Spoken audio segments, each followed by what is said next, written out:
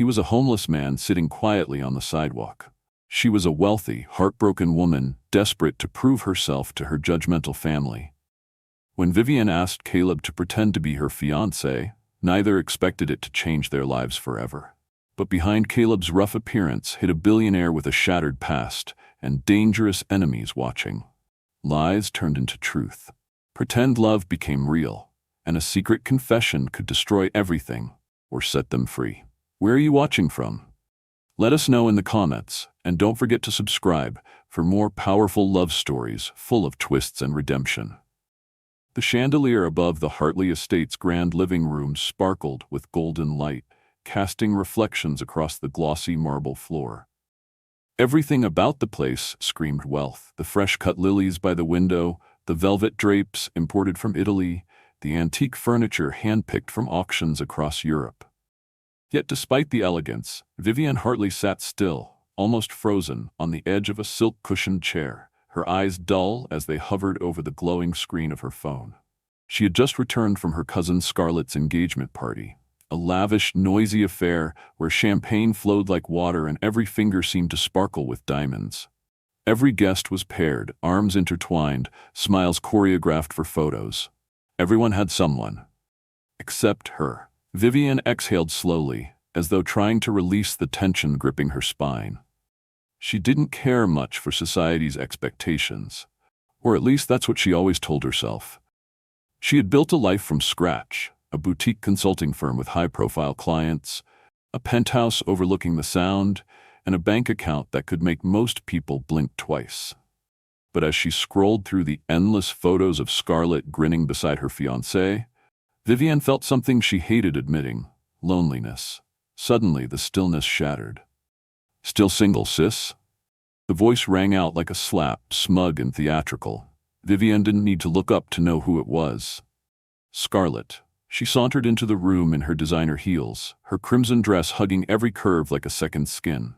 A gold-plated clutch dangled from her wrist as she dropped it, intentionally, on the nearby chaise lounge with a clatter. Vivian's fingers tightened around her phone, but her voice remained composed. "Scarlett, don't start."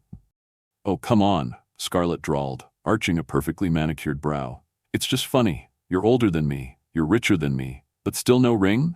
No man? I mean, what are you doing with all that success?" Vivian's lips pressed into a thin line. "Get out." "Relax," Scarlett laughed, pulling a square envelope from her purse. "I just came to drop off your invite. Front row seating? Nah. You'll be with the single ladies at the back." She winked. "Maybe you'll catch the bouquet if you reach high enough." Vivian stood abruptly, the chair scraping softly against the marble floor. Her jaw clenched, but she didn't shout. That would give Scarlett satisfaction. Instead, she turned away, walking with dignity even though her stomach burned with fury. She moved quickly into the kitchen, the scent of chamomile and mint wafting from a simmering teapot. Her mother, Eleanor, stood at the stove, a graceful woman in her early 60s, still poised in a soft pink cardigan and pearl earrings. She turned with a warm smile until she saw her daughter's face. "Mama," Vivian said, voice strained, "do you know what Scarlett just said to me?" Eleanor stirred the tea calmly. "What happened this time?" "She called me pathetic," Vivian spat. "Mocked me for being alone. And you know what? She's not the only one who thinks it." Her mother sighed, placing 2 teacups on the counter. "As painful as it sounds, she may have a point." Vivian blinked. "Excuse me?" "You're not getting any younger, Vivian," Eleanor said gently. "I want to see you happy. I want to hold my grandchildren one day." Vivian stared at her, speechless. "The family reunion is next week," Eleanor added, not meeting her daughter's gaze. "Your cousins will be there, with their husbands, their children, even if you don't love someone yet. Bring someone. It's enough shame already." Vivian's throat tightened. She swallowed her rising emotions and said nothing. She reached for her car keys on the counter, turned without another word, and walked out the door. 3 days later, she was still fuming. The engine of her sleek black SUV hummed beneath her as she pulled out of the downtown Seattle shopping mall parking lot. Designer bags occupied the back seat, yet her mood hadn't lifted. Scarlett's laughter still echoed in her ears. Her mother's disappointed eyes lingered in her mind. As she approached a red light, her gaze wandered to the sidewalk. Amidst the usual bustle, a figure caught her attention, a young man sitting quietly against the wall of a bookstore. His jeans were worn, his boots scuffed, his hair was messy but not dirty, and his face, calm, striking, with eyes that seemed to look through the noise. There was no sign, no aggressive begging, just a small, rusted coffee tin by his feet. Before she realized it, she had rolled down her window. "Do you sit here every day?" she asked, her voice soft but curious. The man looked up and smiled faintly. "Yes, ma'am, this is my spot." "What's your name?" she asked. "Caleb," he replied simply. She studied him for another beat. Something in his tone, not desperate, not defeated, intrigued her. "Get in the car," she said suddenly. He blinked, startled. "Ma'am?" "I said get in. I have an offer for you." He hesitated. "Why would someone like you make an offer to someone like me?" "Because I don't have time to explain it here," Vivian said, glancing around. "Just get in, please." Caleb picked up his tin, stood up, and after another long second, opened the passenger door. Inside the mansion, Caleb sat stiffly on the edge of a couch that probably cost more than the entire block he had slept on. Vivian handed him a glass of water and sat across from him, legs crossed, composed. "I need someone," she began, "to pretend to be my fiancé." Caleb blinked again. "Why me?" "Because you don't look like someone who'd say yes easily," she said, leaning forward. "And that's exactly why this will work. No one in my family would expect a man like you to be a lie. You'll pass as someone I met in Bali or Prague or wherever. You'll be staying here for a few days. I'll clean you up, teach you what to say, what not to say, just until next weekend." Caleb shook his head, almost amused. "This is insane. I'll pay you 10,000 now, 10,000 after." He sat still, eyes unreadable. "You're serious?" he asked. "Dead serious." He looked down at his hands, rough from nights on cold pavement. "All right, I'll do it." Vivian smiled for the first time that week. "Good. From now on, your name is Caleb Rhodes. You're a business consultant from San Diego," he chuckled. "Yes, ma'am." She arched an eyebrow. "Don't call me ma'am. My name is Vivian. We're lovers now. Remember?" Caleb leaned back slowly. "Okay, Vivian." Her eyes lingered on him for a moment longer. Despite the ragged clothes and suntanned skin, there was something disarmingly attractive about him. Not polished, not fake, just real. She murmured under her breath, "This reunion is going to be unforgettable." The next morning, Vivian stood outside the guest room with a towel, a toothbrush, and a stack of fresh clothes. She knocked gently. "Caleb, wake up, today's makeover day." The door creaked open. Caleb blinked against the light, the softness of the bed still surreal. "Go shower. I've booked a full spa day for you." "Yes, Vivian." She gave a small laugh. "And please, try not to bow to the chef again." "Old habit," he grinned, scratching his head. Later that day, Caleb sat nervously in a high-end salon as stylists worked around him. His beard was trimmed, his hair styled, his skin scrubbed and soothed with creams he couldn't pronounce. He emerged looking like someone completely different. Vivian's mouth parted slightly when she saw him. "You look," she caught herself. "Wow," he offered with a crooked smile. "Don't get used to it," she said, spinning on her heel. But the truth was, she was already starting to. That evening, as they dined quietly in her modern kitchen, Caleb caught her watching him. "What?" he asked. "Nothing," she lied. But her mind whispered a warning she didn't want to acknowledge. This man might be more than just a hired role. Caleb stood in front of the floor-length mirror, wearing the plain white t-shirt and dark joggers Vivian had handed him. The man staring back didn't look like the one who had been sitting outside a bookstore just 2 days ago. His beard was trimmed, his skin clearer, and his eyes, no longer dulled by exhaustion, had a quiet fire behind them. But beneath the surface, he still felt out of place. No matter how clean or styled he looked, he was playing someone else's game. He stepped out of the guest room and into the hallway, where Vivian stood tapping her phone with military precision. She glanced up and raised a brow. "Not bad," she said, nodding at his appearance. "You actually look presentable now." Caleb gave a dry smile. "I'll add that to my list of achievements." Vivian ignored the sarcasm. "We don't have much time. The reunion is 5 days away, and you're still walking like someone who's dodging potholes." He smirked. "I was dodging potholes last week." She waved her hand. "Exactly. And now you're Caleb Rhodes, a successful tech consultant. You own your own company. You have clients in LA, Chicago, maybe even Dubai. Your life is polished, efficient, refined. Got it? Got it, he replied, adjusting the cuffs of his sleeve, mimicking her posture. Vivian gave him a half smile. Good. Now, rule number 1. No begging language. You don't say ma'am, you don't bow, and you definitely don't look like you're about to apologize for breathing. Caleb chuckled. Yes, coach. Rule number 2, she continued, ignoring the nickname.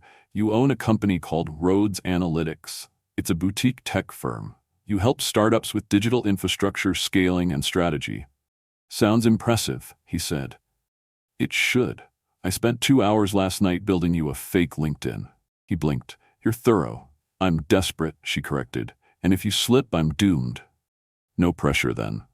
They spent the rest of the afternoon in her home office, where Vivienne had prepared mock interviews, family scenarios, and conversational traps. She played her aunt, her uncle, even Scarlett, whose voice Vivienne mimicked with frightening accuracy. Caleb, at first amused, quickly found himself struggling to keep up. The vocabulary, the cadence, even the way he was supposed to nod without seeming eager, it was like learning an entirely new language. At one point, Vivienne placed a plate of charcuterie on the table and said, "Now pretend you've just been asked about your thoughts on the digital economy in emerging markets." He stared at the salami slices like they might answer for him. She sighed. "Caleb, come on." "I've never been to college, Vivienne," he said quietly. "I built things with my hands. I installed routers in people's homes, fixed security systems. I read a lot. But this," he gestured around him, "this isn't my world." Vivienne's gaze softened, just slightly. "That's why it'll work. No one will suspect a lie that detailed. And besides," she paused, leaning forward, "you're smarter than most of the Ivy League snobs I've met. You just need polishing." He looked at her, unsure if it was meant as a compliment or a bribe. "You think flattery makes this easier?" "No," she said, standing. "But maybe honesty will." The next morning they practiced introductions. Vivienne walked into the living room wearing sunglasses and holding a clutch, pretending to be Aunt Miriam. "And what exactly do you do, Mr. Rhodes?" she asked in a nasal tone. Caleb straightened his shoulders. "I'm a strategic consultant in the tech space. My company focuses on scalable solutions for mid-growth startups transitioning to Series B funding."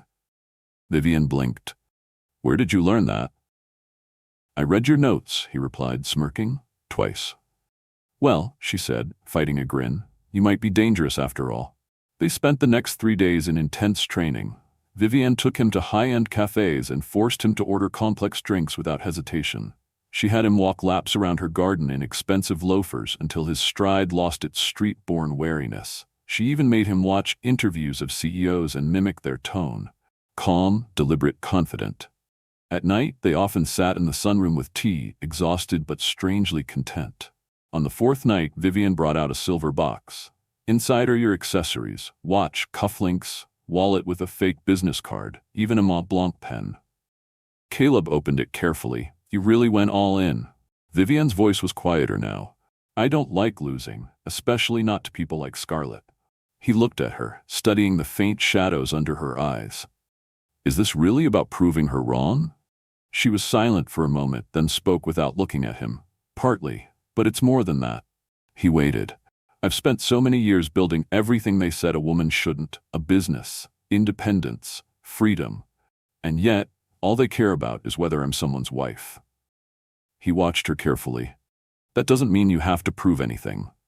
"I know," she said, "but I'm tired of being the punchline in other people's stories." Caleb said nothing. He understood more than she realized.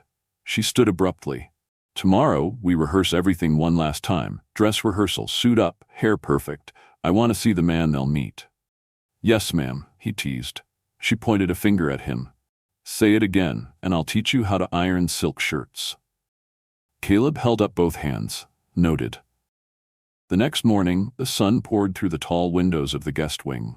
Caleb stepped out wearing the navy suit Vivienne had tailored for him. His shoulders were broad, his beard carefully trimmed, and the subtle cologne she'd picked clung faintly to his skin.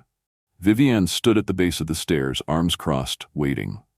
When she saw him, she stilled. "You clean up well," she said. "I'm starting to believe I might be the man I'm pretending to be," he replied. She narrowed her eyes, lips twitching. "Don't get cocky. You still have to survive, Scarlett."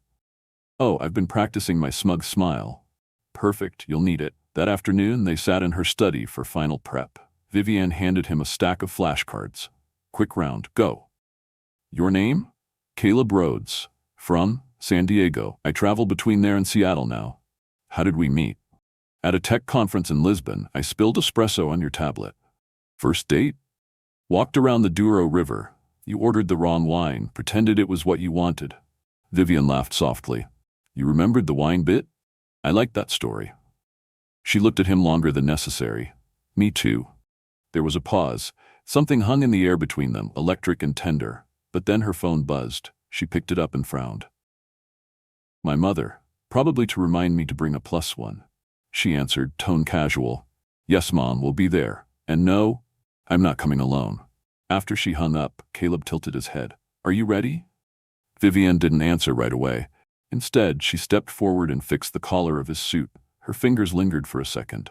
I don't know, she whispered, but at least this time, I won't be walking into that garden alone. Caleb smiled. Don't worry, I've got your back. Vivian turned away quickly. Good, because if you screw this up, I'll bury you in Hermes scarves. He laughed. Not the worst way to go. As they finalized the last of their rehearsals that evening, neither said what they were truly thinking. That somewhere between the lies, a strange kind of truth had begun to grow. Caleb wasn't just becoming someone new. He was starting to become real, not because of the suit or the script, but because of the way Vivian looked at him when she thought he wasn't watching. And Vivian, so guarded, so composed, was beginning to wonder if she had made a mistake. Not in hiring Caleb, but in thinking this would ever be just a game. The next morning began with an unexpected silence. Vivian was used to waking up to the sound of morning staff moving through the halls, the clinking of teacups, the buzz of emails and messages. But today everything felt still. She slipped out of bed, her silk robe brushing against the hardwood floor, and walked down the hallway, pausing just outside the guest room. The door was slightly ajar. She knocked gently before pushing it open. Caleb was already awake, sitting cross-legged on the carpet, reading a book from her collection, Leadership Under Fire. His hair was tousled, and the sunlight spilling through the window gave his face a golden hue. He looked up, smiling faintly. Didn't expect you to be up this early, she said. I couldn't sleep. Too many words in my head. Business lingo.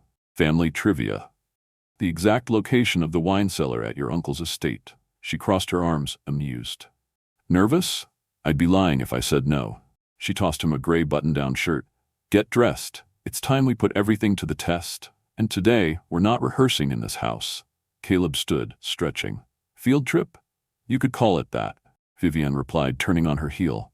But in our world, it's called exposure. By mid-morning, they were walking through the downtown corridor of Seattle's high-end business district. Vivian led him into a cafe that was essentially a meeting room for power players. Sleek wood, minimalist decor, servers who knew regulars by name. She ordered a flat white, while Caleb opted for a double espresso, straight. They sat by the window. She passed him a tablet. Here, this is your morning prep. Brief notes on 3 made-up companies. Talk to me like you're pitching them a restructuring plan. Caleb took a deep breath. All right, first company, a logistics startup with scaling problems. I'd focus on integrating predictive routing systems to reduce last-mile delivery costs. Vivian leaned in. His tone was steady, casual. He didn't sound like someone who had slept on a street corner 2 weeks ago. And what's your price tag for that kind of consultation? Initial analysis? 10,000. Full execution? Low 6 figures. She arched an eyebrow. Confident. You told me not to beg. Later, as they left the cafe, Caleb held the door open for her without hesitation. He no longer walked with his shoulders hunched or his gaze low. Something about him had shifted. She noticed the way women at nearby tables looked at him, a double take, a sideways glance, subtle but real. Back at the car, Vivian paused before unlocking the doors. One last stop. Where to? My stylist. You need a formal suit for the reunion, preferably 3. 3, he asked. 1 for arriving, 1 for dinner, 1 for photos. You think Scarlett's fiancé is going to show up in khakis? Caleb laughed. Lead the way. The boutique was nestled in an ivy-wrapped building near the waterfront. Inside, it smelled like leather and cedarwood, with sharp lines of navy, charcoal, and ivory fabrics draped on mannequins. The tailor, a petite woman named Nora, took one look at Caleb and raised an approving brow. "He good bone structure," she murmured, circling him like a hawk. "Broad chest, narrow waist, hands, eyes. You did well, Vivienne." "He's not a handbag, Nora," Vivienne replied dryly, but a faint blush crept up her cheeks. As Caleb tried on suit after suit, Vivienne sat on a velvet stool, legs crossed, sipping sparkling water. She pretended to scroll her phone, but her gaze kept drifting upward, the way Caleb moved, the way he adjusted his cufflinks like he'd done it 1,000 times before. There was something undeniably magnetic about him, and it was no longer just because of the transformation. After 2 hours, they left with 3 tailored suits, 5 shirts, cufflinks, and a slim leather portfolio. Vivienne tapped her card without blinking, though Caleb hesitated. "That's a lot of money," he said. "It's not about the money. It's about the illusion," she replied, "and illusions require details." They returned home just before sunset, arms full of shopping bags and dry cleaning sleeves. As the staff helped carry everything in, Caleb caught a glimpse of himself in the foyer mirror. He looked like someone who belonged, someone powerful, and that terrified him more than it comforted him. That evening, they had dinner in the courtyard. Something light, pasta with seared scallops and fresh basil. They didn't talk much. The air was cooler, and the garden lights cast soft glows over the stone walls and hedges. Vivienne sipped her wine and finally broke the silence. "Do you ever wonder what you'd be doing if none of this had happened?" Caleb looked up from his plate. "You mean if I hadn't said yes to this crazy plan?" "No," she said, looking away. "I mean before life kicked you off track." He thought about it for a moment. "I used to have a vision. Not just a company, but an idea that helped people. Tech that gave small businesses a fighting chance. I thought I was building something honest." "You still are," she said softly. He gave a half smile. "I don't even know what's real anymore. This house, these clothes, even me. I'm wearing someone else's name." Vivienne didn't respond immediately. Instead, she stood, motioned for him to follow, and led him down a stone path to the pool at the far end of the estate. The water shimmered under the stars. They sat on the edge, side by side, shoes off, their feet just barely touching the water's surface. "You asked me what I'd be doing if this hadn't happened." Caleb said, "But what about you?" She was quiet for a long time. Then, in a voice barely above a whisper, she said, "I'd still be pretending." He looked at her, confused. "Pretending that I don't care," she continued. "Pretending that it doesn't sting when people act like I'm incomplete. Pretending that I don't want someone to see me, really see me, not just the perfect exterior." He turned to face her. "I see you, Vivienne." She met his eyes, and for the first time, didn't look away. "You're not like the others," she said. "Neither are you." They sat in silence again, the kind that didn't feel awkward or strained, but peaceful. The cicadas hummed in the distance, and the pool water reflected soft ripples of light onto their faces. Suddenly, her phone rang. She groaned. "My mother." "Again," she answered, voice clipped. "Yes, Mom. Yes, I told you. I'm bringing someone. Yes, he's special." She hung up and rolled her eyes. "She's already planning the seating chart." Caleb grinned. "Are we next to the bar at least?" Vivienne laughed, a genuine, unguarded laugh that surprised them both. As they walked back toward the house, she nudged his shoulder. "You know, you've come a long way from that guy sitting outside the bookstore. And you've come a long way from that woman pretending not to be angry." She glanced at him. "You think I was pretending?" "I think you were trying not to break." They stopped at the foot of the staircase. "I'm not good at this," she admitted, "letting people close." "I'm not asking to be close," he said. "I'm asking to be real. Just for this week." She nodded slowly. "Deal." That night, Caleb stood at the window of his guest room, looking out at the moonlit lawn. He didn't know what tomorrow would bring. He didn't know if he was playing a role or discovering a part of himself he'd forgotten. All he knew was this. For the first time in a long time, someone believed in him. And that, more than the suits, the lies, the fake smiles, was what made him feel alive again. The sun rose over Seattle like a whispered promise, casting a warm amber glow across the Hartley estate. Inside, the air was laced with tension and lavender-scented linen spray. Today was the day. The day Vivienne had rehearsed in her mind over and over, ever since Scarlett's cruel laugh and her mother's sigh of disappointment.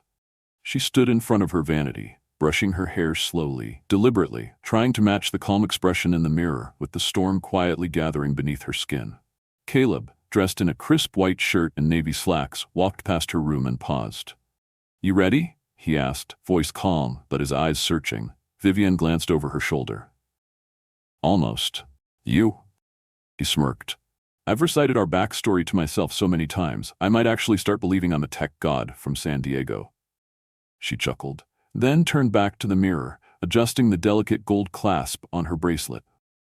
"You are a tech god from San Diego. We met at a business conference in Lisbon.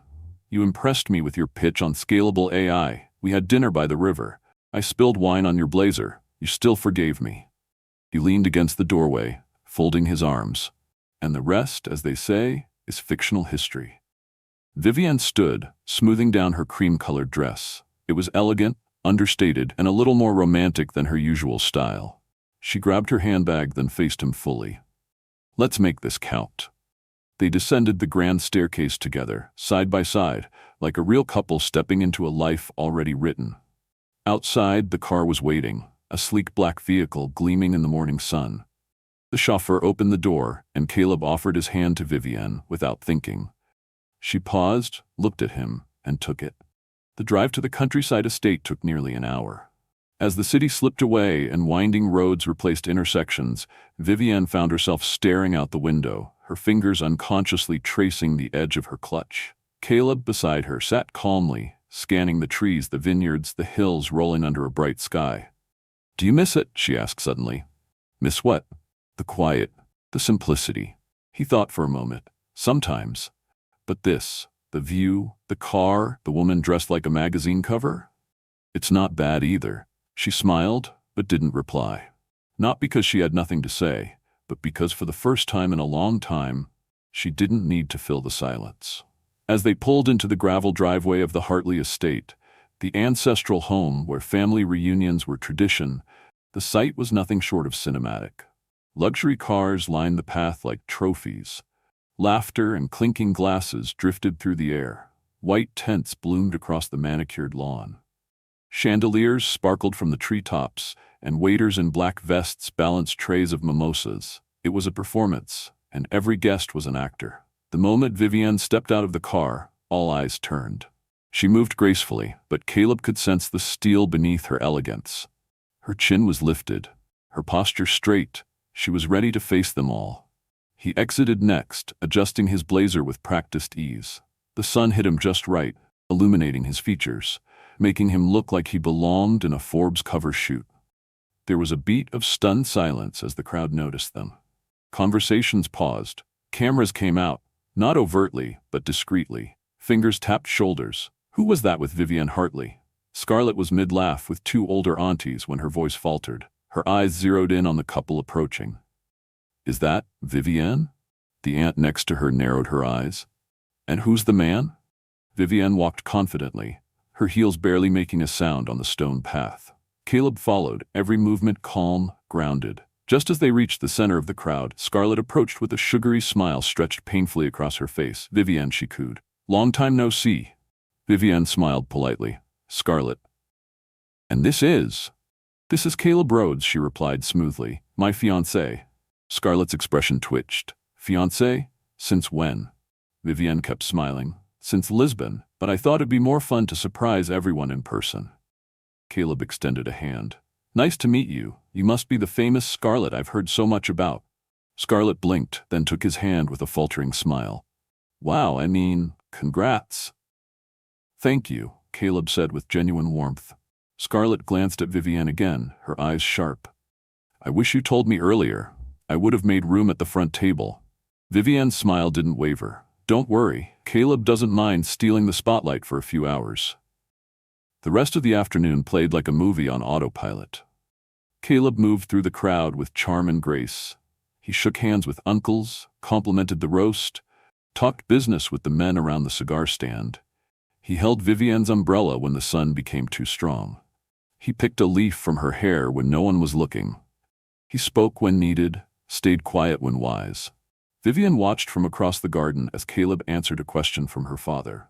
The man who had never approved of any boyfriend she'd introduced was nodding thoughtfully, arms crossed, yet clearly impressed. Chief Hartley even clapped Caleb on the back at one point. Later, he pulled Vivian aside. "You've done well. He's different." She lifted an eyebrow. "Different how?" "Grounded. Not like those trust fund boys." Vivian tried not to laugh. "Thanks, Dad." By late afternoon, the party hit its peak. Music flowed from a string quartet. Children ran across the grass with ribboned balloons. Aunts whispered over crystal glasses. Where did Vivian find such a kind man? Look how he holds her hand, gentle but protective. He's handsome and respectful, a real man. Scarlett, standing nearby, overheard every word. Her jaw clenched tighter with each passing compliment. Caleb eventually slipped away and sat by the fountain near the back garden, taking a moment to breathe. A group of uncles approached, drinks in hand. "So, Mr. Rhodes," one began, "what's your take on AI disruption in traditional business models?" Caleb answered smoothly. "It's less about replacing people and more about enhancing efficiency. AI's biggest challenge isn't technology, it's fear." The men nodded, impressed. Vivian watched from afar, heart swelling with something dangerous, pride, admiration, something else she hadn't planned on. But not everyone was convinced. Far from the main crowd, beneath a large oak tree, stood a man in a navy gray suit, older, expression unreadable. He didn't drink, didn't eat, didn't speak. He simply watched Caleb like a hawk circling in silence. At one point, Caleb noticed the gaze. He leaned in toward Vivian.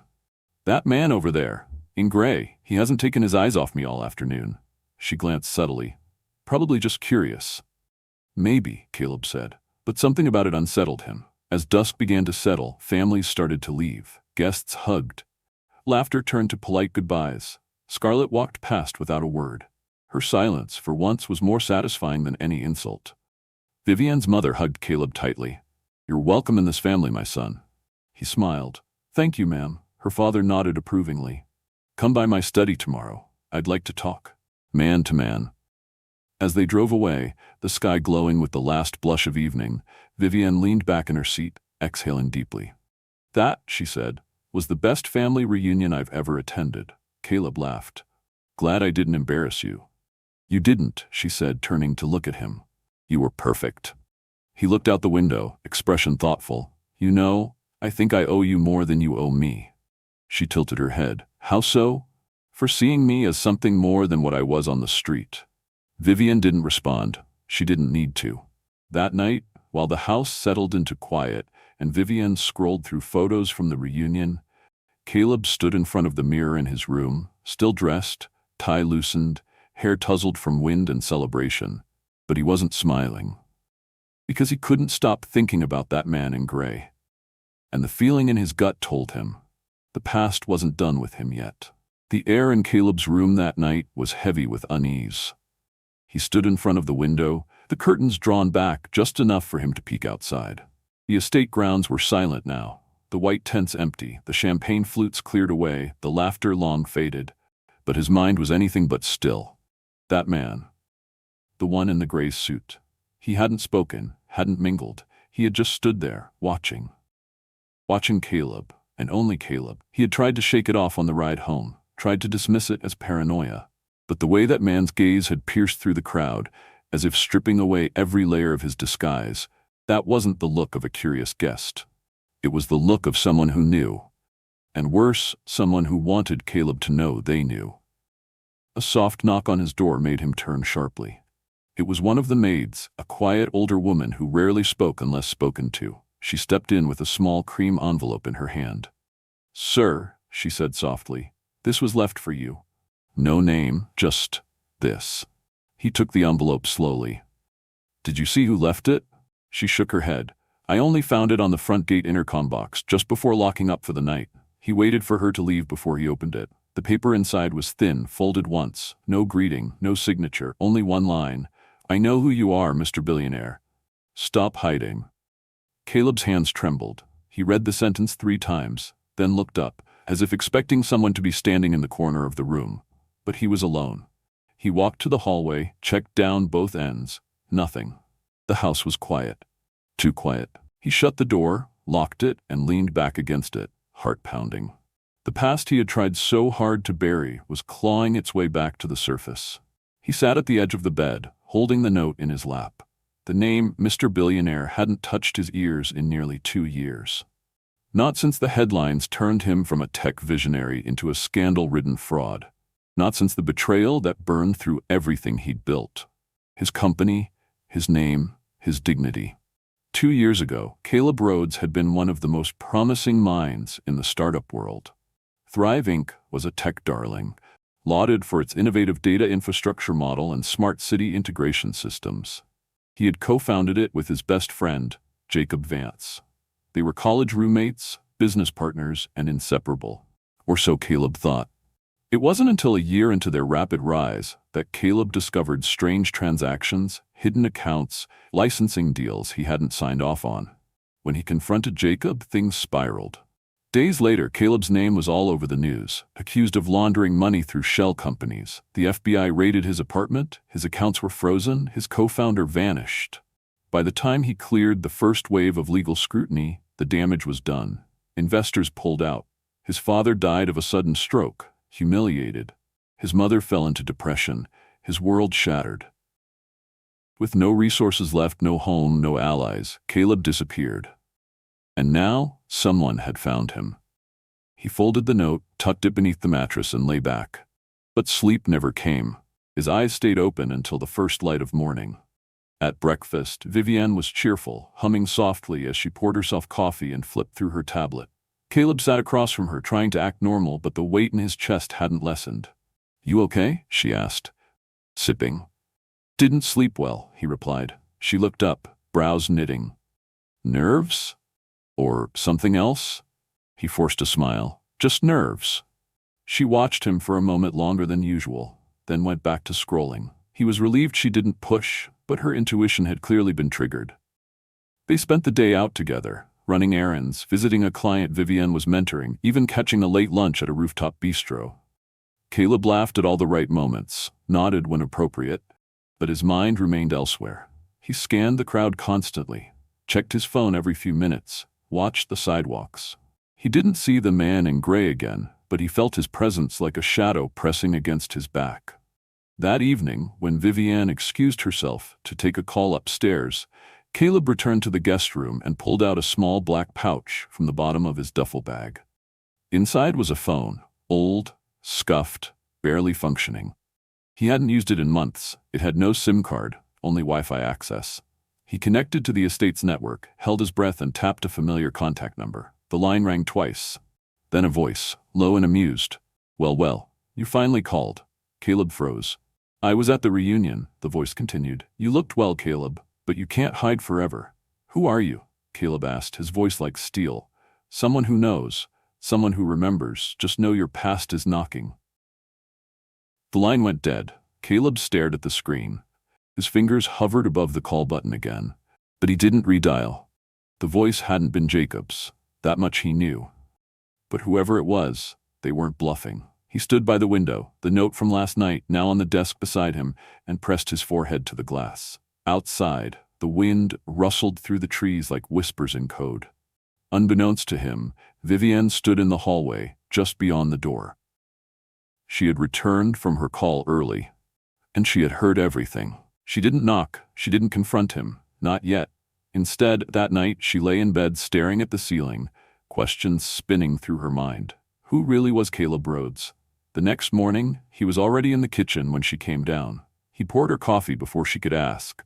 His shirt was slightly wrinkled, his jaw unshaven, a rare lapse in the polished persona. "Morning," she said. "Morning," he echoed. They sat at the counter, eating in silence. Caleb stared at his toast like it had just insulted him. Vivienne tried to read her email, but her eyes never moved past the header. Finally, she said, "Caleb?" He looked up. "I got a call last night." His expression didn't change, but she saw his grip tighten around his mug. "From a private number," she continued.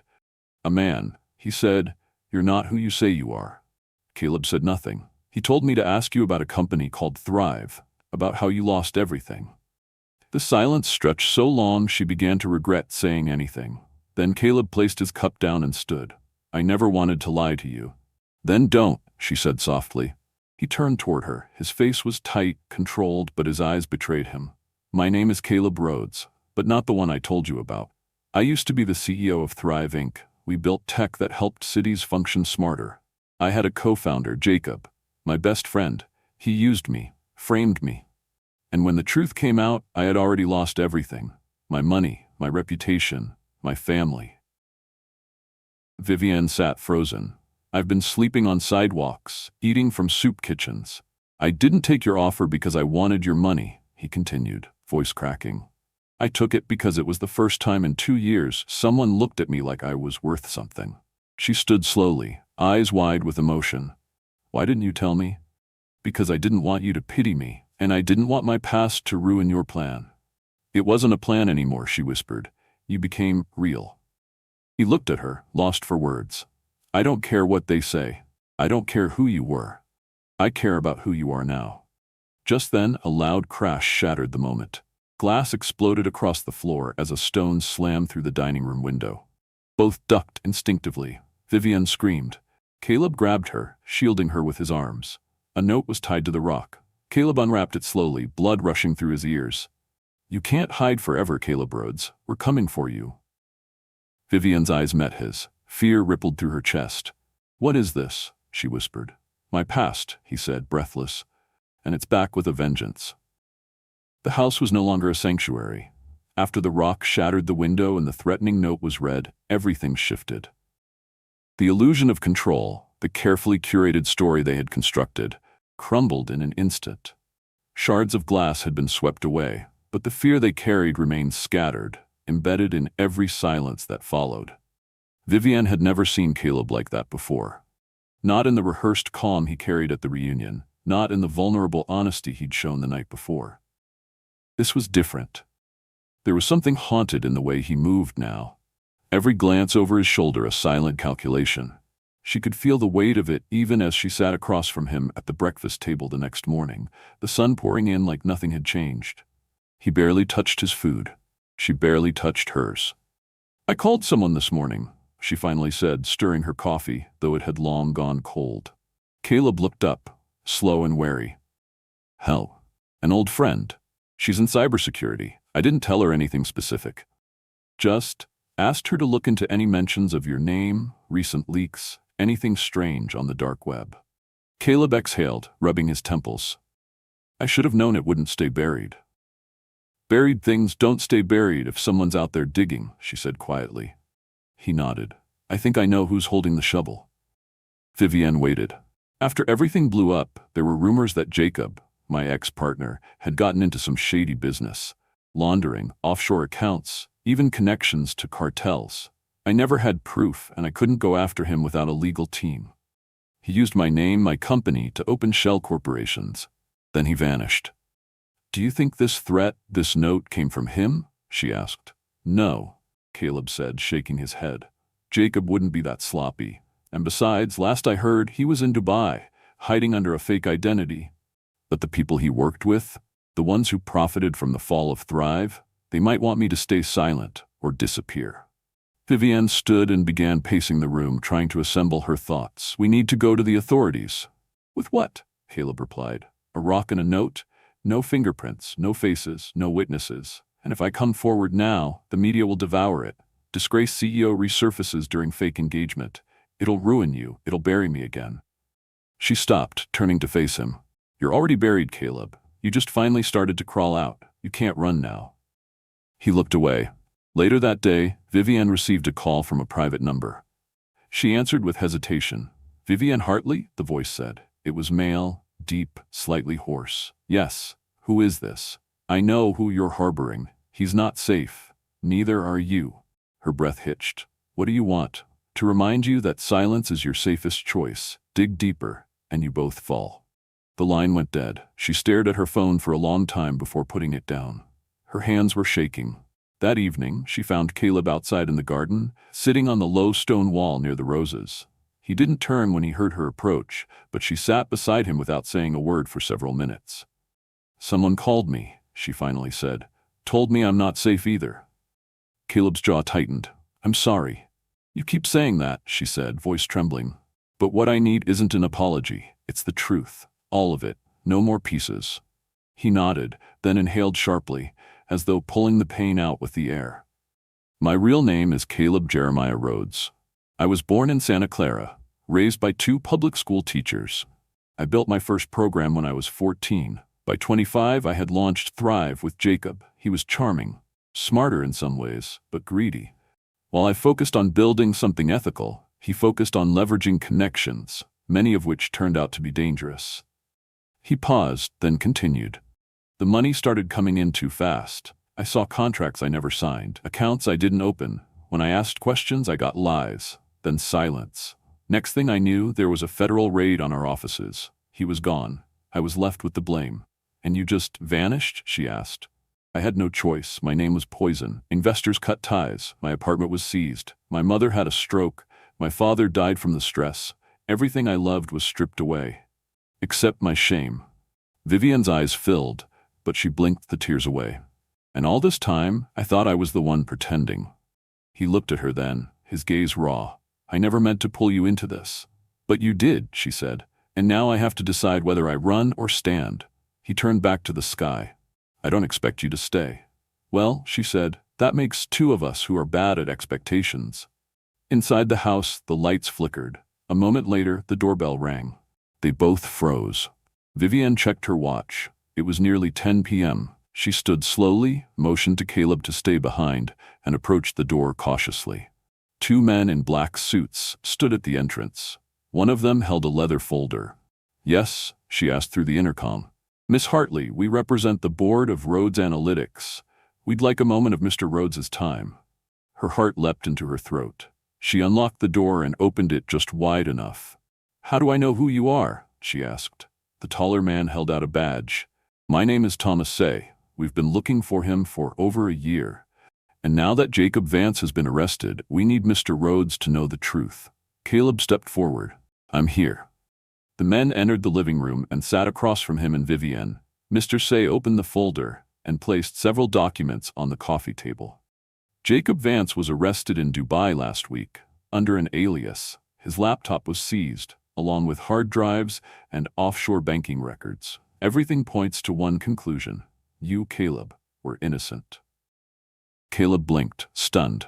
We've gone through the documentation, wire transfers, falsified emails, doctored contracts, all planted to frame you. Jacob had been working with a criminal network to embezzle funds and launder money using Thrive as a shell. Vivian's hand found Caleb's instinctively. We need you to return as CEO, Mr. Say continued. Officially, publicly. You have 2 days to prepare. After that, we go to the media, with or without you. They left the folder on the table and exited silently. Caleb sat back, breathless. You were right, he said. I couldn't run from it forever. Vivian leaned forward. This is your chance to reclaim everything.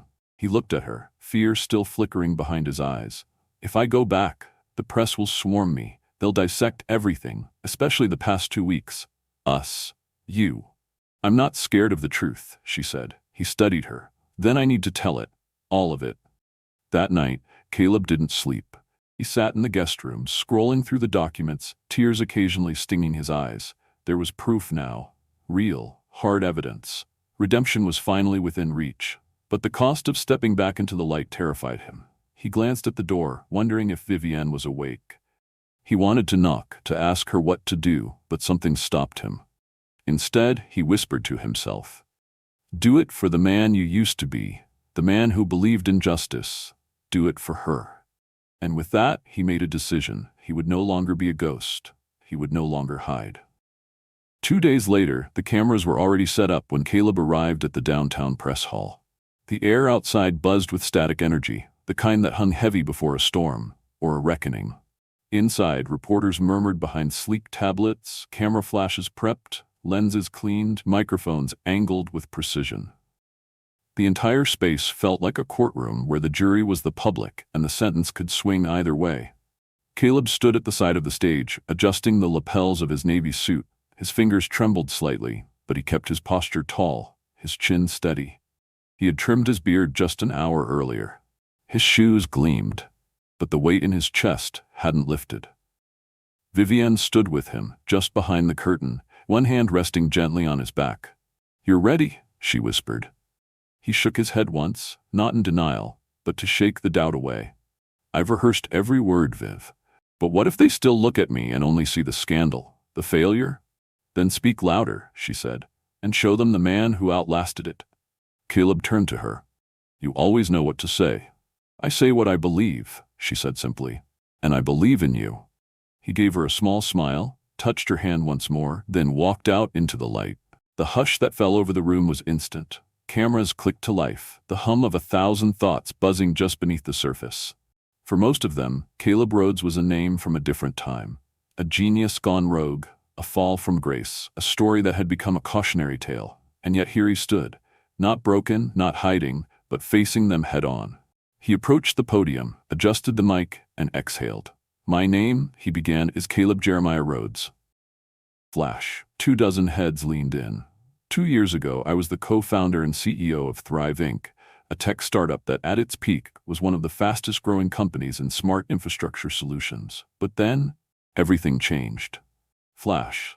Overnight, I became a suspect in a fraud investigation. My accounts were frozen. My company crumbled. My name was dragged through the headlines, through talk shows, through whispers in boardrooms. I lost my business. I lost my family. I lost my home. Silence now. Even the photographers paused. But the one thing I didn't lose, he said, his voice rising, was the truth. Flash. It took 2 years, international warrants, an arrest in Dubai, and the recovery of encrypted files, but the truth has finally come to light. My former co-founder, Jacob Vance, was the mastermind behind a network of shell companies and laundering operations. He used my name, my identity, my trust to commit crimes that I knew nothing about. I was framed, and today I stand here to tell you that I am innocent. There were gasps in the crowd, a few murmurs, some furiously typing journalists. I don't expect everyone to believe me immediately. That's the price of silence. But I'm done hiding. I am reclaiming my name, my work, and the company I built with honest hands. I've accepted the board's request to return as CEO of Rhodes Analytics. And from here on out, we begin again. Not just with innovation, but with integrity. Applause, slow at first, then stronger. He blinked, stunned for a second, then stepped back from the mic. Vivienne watched from the wings, her eyes shining. When Caleb returned backstage, she threw her arms around him without hesitation. You did it. He buried his face in her shoulder. I did. That was more than a speech, she whispered. That was a resurrection. Outside, the media frenzy began. Caleb's name trended online. The stock for Rhodes Analytics jumped by 12% in the first hour. A few former investors tweeted apologies. His former mentor sent a simple message. I always knew you weren't the villain they made you out to be. Back at Vivienne's estate, the staff had prepared a quiet dinner, but it sat untouched. Caleb and Vivienne stood in the garden again, beneath the same stars that once bore witness to their first real conversation. I keep waiting for the world to crash again, Caleb admitted, hands in his pockets. Like this can't be real. It is, she said. You earned every piece of this moment. He turned to her, eyes softer now, more open. Everything I lost, maybe it was supposed to bring me here. Vivienne stepped closer. And what's here? You, he said without hesitation. This strange, wild plan. The person who saw me not for what I had but for who I was. You didn't save me, Vivienne. You reminded me I was worth saving. She smiled, tears threatening. Well, that was never part of the plan. Neither was this, he whispered. He reached for her hand, her fingers laced with his like they were meant to. And under the canopy of moonlight, Caleb kissed her. Not as an act, not as performance, but with every ounce of truth that had finally broken free. The next morning, the world had barely caught its breath when Vivienne's phone rang. Scarlett. Vivienne almost didn't answer, but curiosity won. Well, came the voice, acidic and tight. Just saw the press conference, so your little homeless boyfriend was a billionaire all along? Vivienne didn't even blink. Correction, is a billionaire, and is my boyfriend. A pause, then a scoff. Unbelievable. Actually, Vivienne said, smiling as Caleb stepped into the room behind her, it's very believable when you stop measuring people by what they wear and start noticing how they show up for you. Scarlett's silence was golden. Vivienne ended the call with a casual flick of her thumb. Caleb arched a brow. That Scarlett? She's fine, Vivienne said, leaning against the counter. She just got a reality check. They both laughed. For once, there were no secrets left between them, no lies, no half-truths or masks. Later that week, Vivian accompanied Caleb to the boardroom at Rhodes Analytics. His name was on the door again, and this time, no one questioned it. The staff stood to greet him. Some clapped, others looked at him like they'd seen a ghost rise from the ashes. He introduced Vivian proudly, not just as the woman who stood by him, but as his partner, someone who had taught him the value of loyalty when loyalty had cost him everything. After the meeting, as they walked out onto the rooftop of the headquarters, Vivian looked at him and said, "You're not done yet, are you?" He smiled. "No, not even close." "Good," she said, "because I think the world deserves to see what happens when someone like you gets a second chance. And someone like you stands beside them," he added. They stood in silence, looking out over the skyline. The city below buzzed with news stories, but up here, it felt like the beginning of a better chapter, one not built on survival, but on choice. Neither of them said it, but both knew what came next. Not just love, not just business, but something that felt like destiny rewriting itself. This time, with both of their names in ink. The following weekend, Vivian found herself pacing the edge of her estate's garden, the same one that had hosted the infamous family reunion not so long ago. But today, there were no tents, no white-clothed tables, no chandeliers and trees, just soft string lights, blooming roses, and the scent of lavender lingering in the evening breeze. The setting sun bathed everything in amber. It was quiet, but not the kind of silence that felt empty. It was the kind that hummed with anticipation. Inside the house, Caleb stood in front of the mirror in the guest room. Though it no longer felt like just a guest room.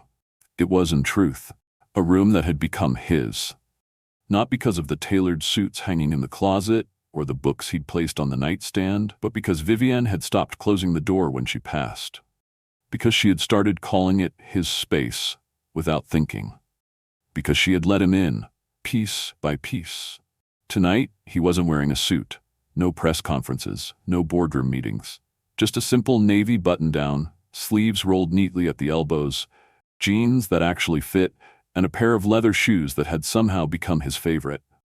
He picked up the small velvet box from the dresser. The weight in his hand wasn't just about the ring inside. It was everything the ring had come to mean. Redemption, healing, truth, love. He took a deep breath and walked outside. Vivian turned the moment she heard the sliding door open. Her heart skipped, not because of what he was holding behind his back, but because he was smiling the way he only did when he looked at her. That quiet, slightly crooked smile that said, "I see you, even the parts you hide from the world." "I was beginning to think you got cold feet," she teased, arms crossed loosely over her chest. Caleb stepped down onto the grass. "Never. I just needed to make sure the universe wasn't about to throw a meteor our way before I did this." She laughed, but it faded as he drew closer, her eyes catching the tension behind his confidence. He stopped a few feet from her, then reached into his pocket and pulled out the box. Vivian's breath caught. "I don't have a speech," he said, voice steady.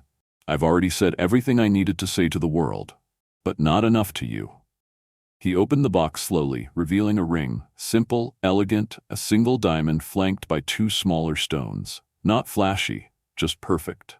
"I came into your life pretending to be something I wasn't. Then I tried to leave before you could see who I really was. But you didn't just see me, you stayed. When the truth was ugly, when the risks were high, you didn't flinch." Vivian's eyes shimmered. "So I'm not asking because of a plan, or because of a performance. I'm asking because everything real in my life begins with you now." He dropped to one knee. "Vivian Hartley, will you marry me?" She didn't answer right away. She stepped forward and cupped his face, eyes locked on his. "You really think a woman like me would let you walk out of her life again?" He grinned. "Is that a yes?" She kissed him. Soft, sure, true. "Yes," she whispered. "Yes to everything." They stayed in that moment a little longer than necessary, her fingers resting over the newly slipped ring on her hand. The wind carried the sound of their laughter across the lawn, as if nature itself was sighing in relief.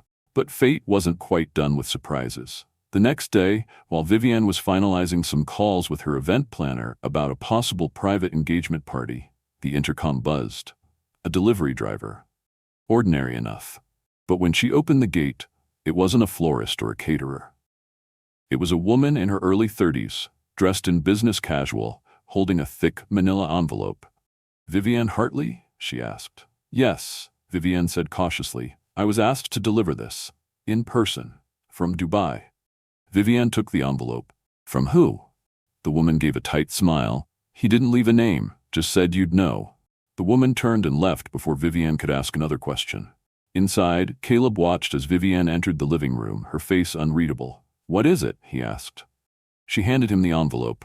He stared at it, then slowly opened it. Inside were printed documents, each page stamped with official markings from an international court. At the bottom of the stack was a handwritten note. "Congratulations, consider this my wedding gift. You win."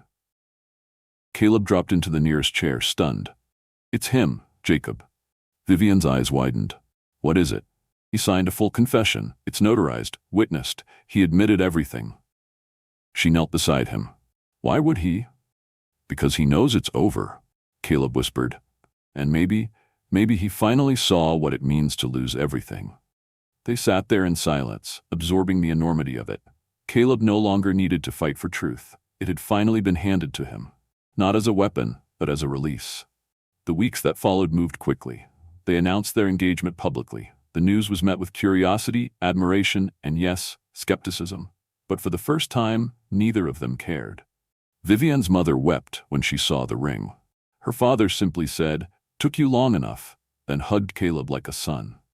The board at Rhodes Analytics offered to sponsor the wedding. Caleb declined politely.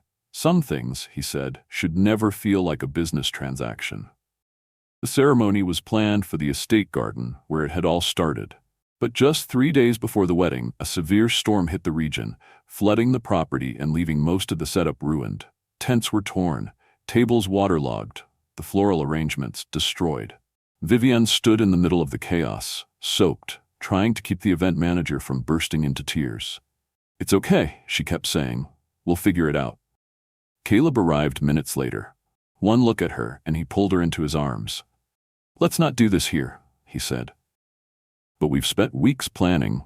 "Exactly, planning." He brushed a wet curl from her face. "Let's stop planning and just be." They eloped that night, under a small cedar canopy behind the courthouse, wearing clothes borrowed from Vivienne's backup trunk and flowers hand-picked from their ruined garden. It wasn't grand, but it was real. After the vows, after the quiet exchange of rings and the kiss that sealed a dozen chapters of transformation, Vivienne looked up at him and smiled. "You know, none of this was supposed to happen." "I know," Caleb whispered, forehead resting against hers, "and it's the best thing that ever did." Later, as they walked back hand in hand through the hushed city streets, they passed a newsstand. On the cover of one business magazine was a headline, "Caleb Rhodes, from ruin to redemption." Vivienne stopped, tilted her head, and smirked. "Not bad." Caleb looked at her, then at the magazine. "They got one thing wrong." "What's that?" "They made it sound like the redemption was about business. And it wasn't." He shook his head. "It was about finding someone who saw the truth before the world did.